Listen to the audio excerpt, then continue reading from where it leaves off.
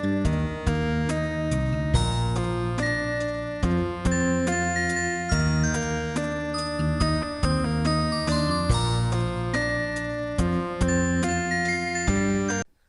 Student, স্বাগতম সবাইকে আজকের টিউটোরিয়াল ক্লাসে। আজকে আমরা দ্বিপদী বিস্তারে মধ্যপদ কিভাবে নির্ণয় করতে হয় সেটি নিয়ে আলোচনা করব। তো চলো আমরা আজকের লেকচার শুরু করি।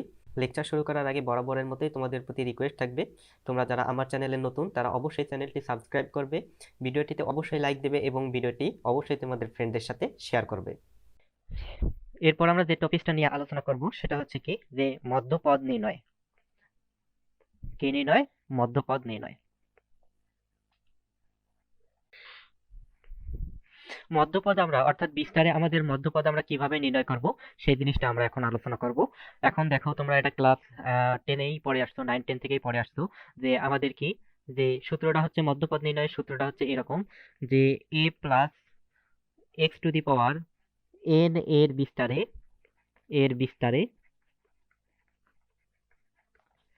n এর বিস্তারে যদি আমাদের n জোড় হয় তবে মধ্যপদ হবে একটি। তাহলে a plus x two the power n এর বিস্তারে n জোড় হয় তবে মধ্যপদ হবে কি, একটি, এবং এবং তা হবে n/2 প্লাস 1তম পদ।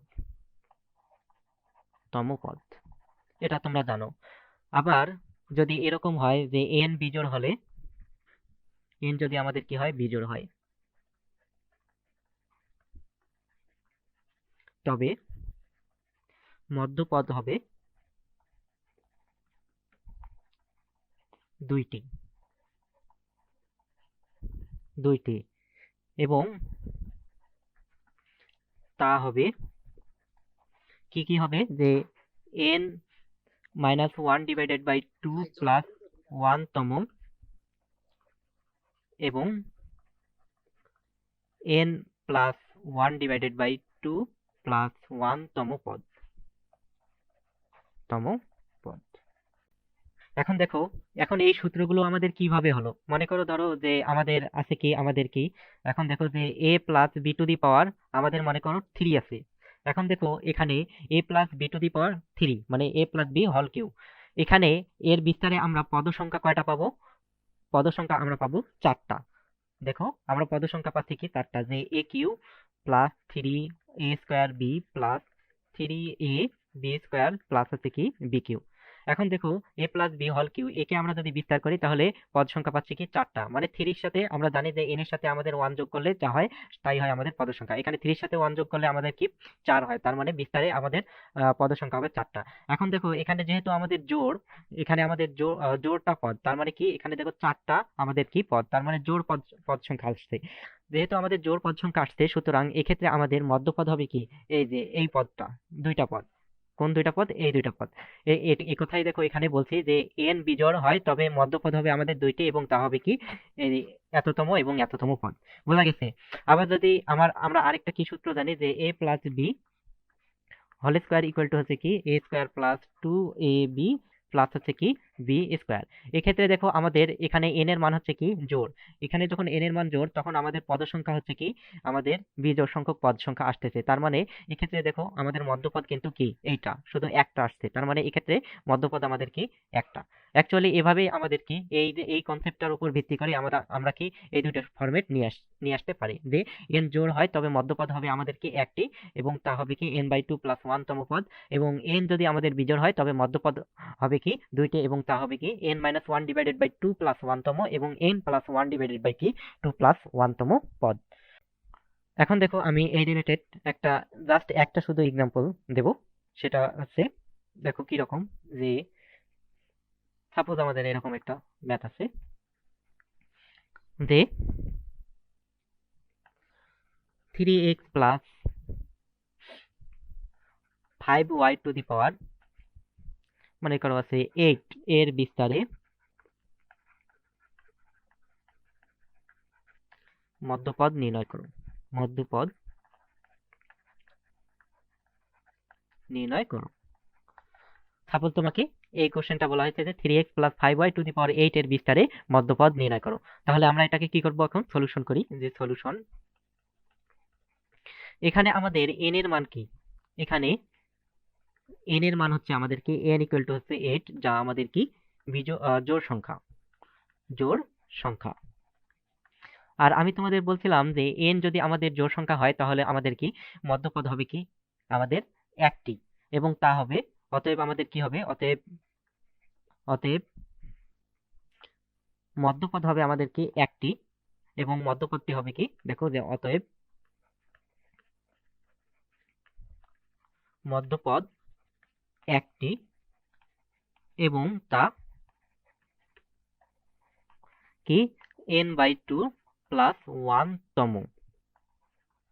তম, বা এখানে আমাদের n এর মান হচ্ছে কি আমাদের 8, তার মানে 8/2 + 1 তম পদ, বা এটাকে আমরা এভাবে লিখতে পারি যে, বা এটাকে 4 + 1 তম পদ বলতে পারি। এখন দেখো, আমরা সাধারণ পদ নির্ণয়ের ফর্মুলা কি জানি? আমরা জানি যে r + 1 তম পদ ইকুয়াল টু হচ্ছে আমাদের কি, যে NCR a⁻n - r(x⁻r), এটা আমরা জানি যে r + 1 তম পদ। তাহলে এখানে আমাদের নির্ণয় করতে হবে কি 4 + 1 তম পদ, তার মানে এখানে r এর মান হচ্ছে কি 4। অতএব আমাদের কি, যে 4 + 1 তম পদ কি হবে, তম পদ ইকুয়াল টু হচ্ছে কি n এর মান এখানে কি আমাদের 8, তার মানে হচ্ছে কি 8c, r এর মান হচ্ছে এখানে আমাদের কি 4, তার মানে 8c4, a মানে কি, a মানে এখানে হচ্ছে কি 3x, তার মানে এখানে আমাদের কি 3x⁻, হচ্ছে কি আমাদের n মানে কি 8 - 4 মানে হচ্ছে কি r মানে হচ্ছে 4 ইন্টু x⁻, r মানে হচ্ছে কি x মানে কি, এখানে x মানে হচ্ছে এখানে আমাদের কি 5y, তার মানে এখানে আমরা লিখি কি 5y⁻, হচ্ছে কি আমাদের r মানে হচ্ছে কি আমাদের 4, এটা আমি পাচ্ছি। তার মানে এটা যদি তুমি ক্যালকুলেশন করো তাহলে তুমি পাচ্ছ 8c4, 3x⁻, হচ্ছে আমাদের কি 4 ইন্টু 5y⁻, হচ্ছে কি আমাদের 4। তার মানে এটাই হচ্ছে আমাদের কি অ্যান্সার। এখন দেখো, আমরা আরেকটা এক্সাম্পল দেখি। মনে করো আছে এরকম যে 3 + x/7 5 এর বিস্তারে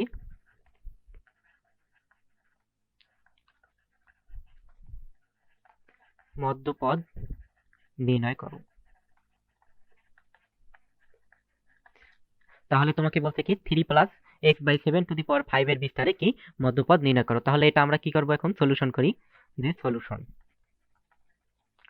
তাহলে এখানে আমাদের এখানে n ইকুয়াল টু হচ্ছে আমাদের কি 5, যা হচ্ছে আমাদের কি, যা আমাদের